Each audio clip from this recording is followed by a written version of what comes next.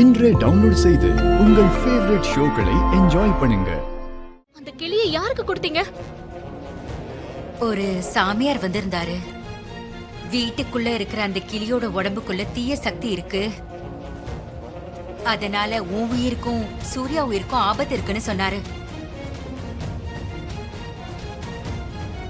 ஆமா துர்கா, நாங்க இங்கே திறந்து விடுறோம்னு சொன்னதுக்கு அவரு எங்கெல்லாம் வேண்டாம், அது திரும்ப வீட்டுக்கு வந்துரும், என்கிட்ட கொடுங்க, நான் கொண்டு போய் பத்திரமான இடத்துல திறந்து விடுறேன்னு வாங்கிட்டு போயிட்டாரு.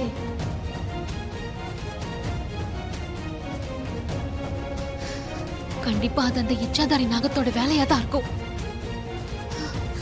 ஐயோ, அவசரப்பட்ட அந்த கிளியை எதுக்கு அவர்கிட்ட கொடுத்தீங்க? துர்கா, வேற கிளி வாங்கிக்கலாம், இதுக்கு எதுக்கு நீ டென்ஷன் ஆகுற? அம்மா, அவரு எப்ப வந்துட்டு போனாரு? இப்பதான் துர்கா, அவர் அந்த கிளியை வாங்கிட்டு அந்த பக்கமா போறாரு, நீ இந்த பக்கமா வர. சரிங்கம்மா, கொஞ்சம் இருங்க, நான் வந்துடுறேன். வர என்னாச்சு துர்கா? பாண்டி, நீ போய் துர்காவை ஃபாலோ பண்ணு. சரிங்க சிஸ்டர், ஃபாலோ பண்றேன். இருப்பா, நான் தரேன். இல்லண்ணே, நான் கொடுத்துறேண்ணே. இந்தாண்ணே, வண்டி எடுண்ணே.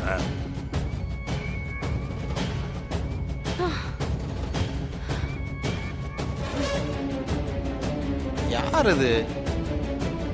என்னம்மா வண்டியில என்ன பண்ற? அண்ணா, இது என்னோட கிளிண்ணா. கிளி? ஆமா, உன்னோடதா? ஆமாண்ணா, உங்க வண்டி அங்க ஒரு கடைக்கு முன்னாடி நின்னது இல்ல, அப்போ கூண்டு உங்க வேன்ல வச்சுட்டு கால்ல முள்ளு குத்திருச்சு, அதை எடுக்கலான்னு போனப்போ அதுக்குள்ள உங்க வண்டி எடுத்துட்டீங்க. ஏமா, நீ உண்மையதானே சொல்ற? உண்மையதானே சொல்றேன். சரி சரி, எடுத்துட்டு போ. ஐயோ, மறுபடியும் நாகஜோதி கிட்ட மாட்டிக்கிட்டோமே. துர்கா, நீ எங்க இருக்க? சீக்கிரம் வந்து இவ கிட்ட இருந்து காப்பாத்து. வரேண்ணா. சரிம்மா. முதல்ல இதோட கதையை முடிக்கணும். அம்மா தாயே, என் கணவர் உயிர் ஆபத்துல இருக்கு. அவர் உயிர் இப்ப எங்க இருக்கு, எந்த உடம்புக்குள்ள இருக்குன்னு சொல்லுமா தாயே. உன் கணவனின் உயிர் என் தோளில் அமர்ந்திருக்கும் கிளியின் உடலில் தஞ்சம் அடைந்திருக்கிறது. எனக்கு என்ன பண்றதுனே தெரியல சாமி. ஒருவேளை என் கணவர் உயிர் கிளிக்குள்ள இருக்கிறது தெரிஞ்சுக்கிட்டு அந்த இச்சாதாரி நாகம் ஒரு சாமியார் உருவத்துல வீட்டுக்கு வந்து அந்த கிளியை வாங்கிட்டு போய் உயிரை எடுத்து அதோட கணவனுக்கு உயிர் கொடுத்திருக்குமோ? அப்படிலாம் நடந்திருக்க வாய்ப்பே இல்லம்மா. அப்படி கிளியோட உடம்புல இருந்து உன் கணவன் உயிர் பறிக்கப்பட்டு இருந்தா உன் கணவன் உடல் இந்நேரம் கெட்டு போக ஆரம்பிச்சிருக்கும். உன் கணவனோட உடலுக்கு இன்னும் அப்படி ஒரு நிலைமை ஏற்படாததுனால நிச்சயம் உன் கணவன் உயிர் கிளியோட உடம்புக்குள்ளதான் இருக்குது.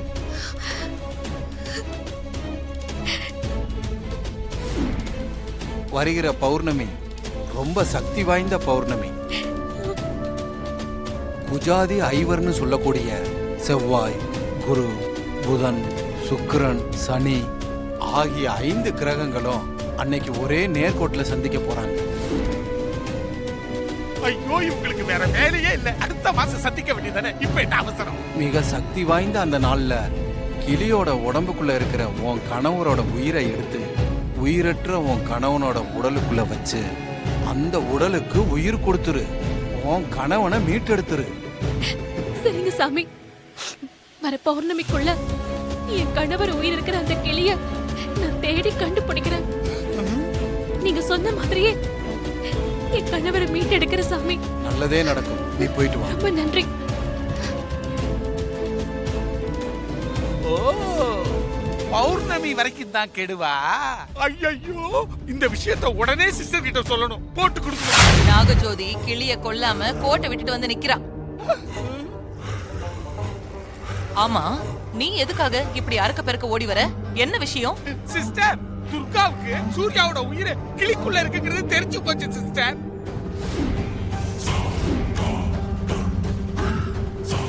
வருகிற பௌர்ணமி ரொம்ப சக்தி வாய்ந்த பௌர்ணமி. மிக சக்தி வாய்ந்த அந்த நாள்ல கிளியோட உடம்புக்குள்ள இருக்கிற உன் கணவரோட உயிரை எடுத்து உயிரற்ற உன் கணவனோட உடலுக்குள்ள வச்சு அந்த உடலுக்கு உயிர் கொடுத்துரு, உன் கணவனை மீட்டெடுத்துரு.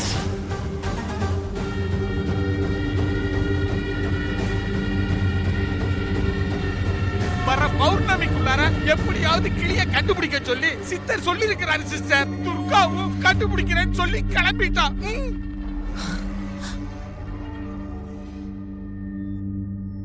துர்கா அந்த கிளிய கண்டுபிடிக்கிறதுக்குள்ள நாம கண்டுபிடிக்கணும். பௌர்ணமிக்குள்ள கிளி துர்கா கைக்கு கிடைச்சிருச்சுன்னா அவ சூர்யாவுக்கு உயிர் கொடுத்துருவா. அப்படி மட்டும் நடந்துடவே கூடாது. பௌர்ணமிக்குள்ள ஒண்ணு சூர்யா உடலை கண்டுபிடிச்சு அழிக்கணும், இல்ல அந்த கிளிய கண்டுபிடிச்சு கொல்லணும். இது ரெண்டுத்துல ஒண்ணு நடந்தே தீரணும். அந்த கிளி எந்த மரத்துல இருக்குது, எங்க அலைஞ்சிட்டு இருக்குது ஒண்ணு தெரியலையே சிஸ்டர்.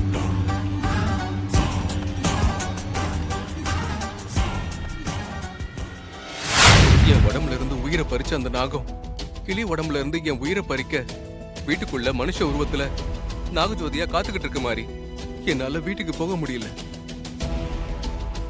வெளியே வச்சு துர்கா கிட்ட என்ன யாருன்னு புரிய வைக்க ட்ரை பண்ண, அதுவும் நடக்கல. நம்ம தேவி அம்மாவுக்கு நான் யாருன்னு புரிய வச்சா கூட தேவிமா துர்கா கிட்ட சொல்லிடுவான்னு ஸ்கூல்ல போய் தேவிமாவை பார்த்தேன். ஆனா தேவிமாவுக்கும் என்ன யாருன்னு தெரியல மாதிரி. கிளி ரொம்ப நேரமா உட்கார்ந்துருக்க. நாகஜோதியால என் உயிருக்கு ஆபத்து. என் உயிருக்கு ஆபத்து ஏற்பட்ட போதெல்லாம் எத்தனையோ தடவை நீ என்னை காப்பாத்திருக்க. ஆனா இப்போ என்னை காப்பாத்த நீ இல்லையே மாதிரி. நான் தான் சூர்யாங்கிற உண்மை துர்காவுக்கு தெரிஞ்சா உன்ன மாதிரி துர்காவும் என்னை காப்பாத்திடுவா. ஆனா நான் தான் சூர்யான்னு துர்காவுக்கு எப்படி தெரிய வைக்கிறது? நாகஜோதி என்ன பழி வாங்க காத்துக்கிட்டு இருக்கா. துர்கா கிட்ட எப்படியாவது நான் தான் சூர்யாங்கிற விஷயத்த சொல்லி ஆகணும். உண்மை தெரிஞ்சா துர்கா கண்டிப்பா என்ன வந்து காப்பாத்துவா. அதுக்கு நீதான் எனக்கு துணையா இருக்கணும் மாதிரி. நீதான் எனக்கு துணையா இருக்கணும். ஐயோ ஐயோ, என்ன இது? உடம்பெல்லாம் நெருப்பா கொதிக்குது. ஹாசினி, டாக்டருக்கு ஃபோன் பண்ணு. உனக்கு ஃபோன் பண்ணும்போதே டாக்டருக்கு ஃபோன் பண்ணிட்டேன் துர்கா. இரு, இப்ப வந்துருவாங்க, நான் கூட்டிட்டு வரேன். தேவிமா, தேவிமா, கண்ணு திறந்து பாருங்க. சூர்யா, நான் துர்காமா வந்திருக்கேன். தேவிமா, என்ன பாருடா செல்லம். வாங்க டாக்டர், உங்களுக்காக வெயிட் பண்ணிட்டு இருக்கேன். குழந்தை எங்க இருக்கு? குழந்தை மாடியில இருக்கா, வாங்க. Okay. வாங்க டாக்டர், பாருங்க. டாக்டர் வாங்க, கொஞ்சம் பாருங்க. நான் பாக்குறேன். தள்ளுங்க. சூர்யா,